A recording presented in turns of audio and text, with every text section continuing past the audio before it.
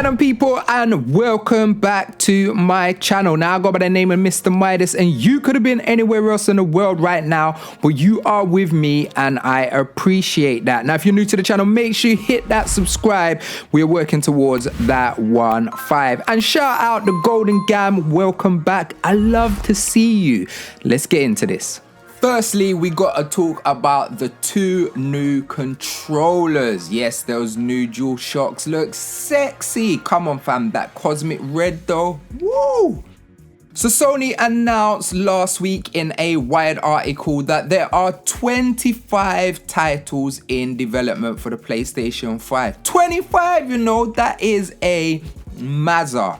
So they explained that they're going to be big, small, and different genres, which is super dope. I'm excited to think about all of these new titles coming to the PlayStation 5. So there's some games that we obviously know all about that are coming, like we've got Ratchet and Clank releasing early next month, which looks hella clean. And that is a #1 buy for so many gamers. Horizon Forbidden West has a 2021 release date, and I'm super excited to see what Guerrilla do with Aloy and her adventure. And I'm hoping the game feels a bit more open this time because, yeah, it felt a little limited in its spec. But yeah, I'm super gassed to see what they do, new weapons, and come on, robot dinosaurs, like we're here for it. Kena Bridge of Spirits is probably the game I'm most excited for more than any. Like, I love a new IP.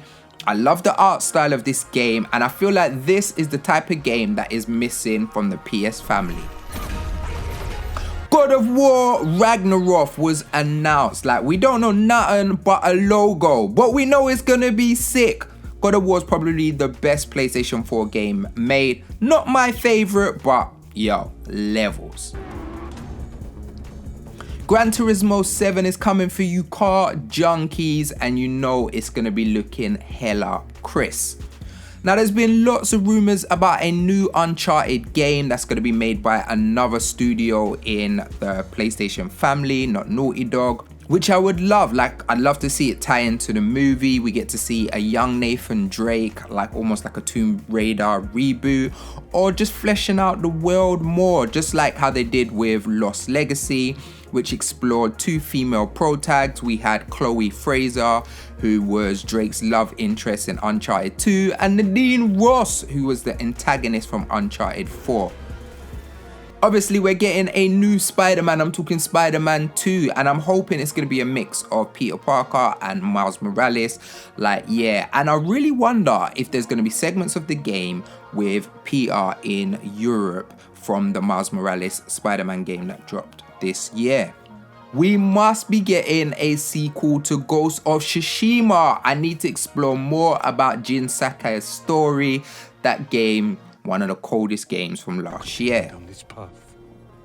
But what new games are we getting? Like, my first thought is about a new Naughty Dog IP. Like, Naughty Dog are the champions, the greatest developers from PlayStation.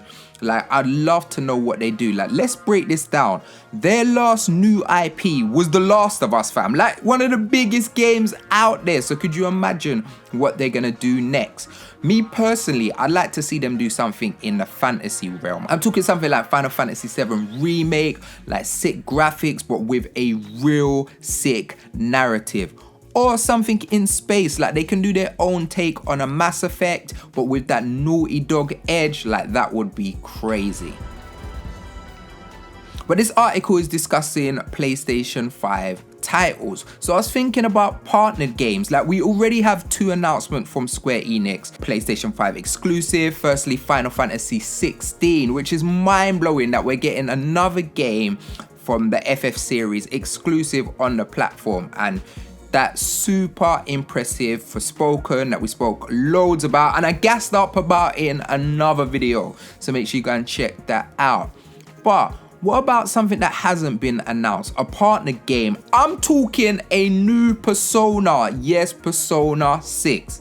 Now, obviously, this wouldn't happen for years. Like, obviously, Persona 5 Royal just released the other day, so it wouldn't happen for a while, but I'm super gassed just to think about it. And I'm really interested to see what smaller gems that they can do. Like they said, it's going to be different genres, smaller games as well. And with the success of games like Hades this year, I'd love to see what independent devs can do by actually partnering up with PlayStation and making something super cool. Or even getting a full platform adventure for Astro's Playroom. I would love to see it. Sony is doing crazy things. Like the PlayStation 5 is doing mad numbers, like 7.8 million, and you can't even find them anywhere to buy. So it looks like a bright future for us gamers, and even more incredible if you've got a PS5 or you're planning to buy one in the future. But I want to know from you, what PS5 game are you most excited about? Let me know in the comments below. You know, I'm always interacting. Let's talk about it. Tell me what PS5 game you need in your life. Thanks for staying to the end of the video. You are the MVPs, and I'm out of here. Peace.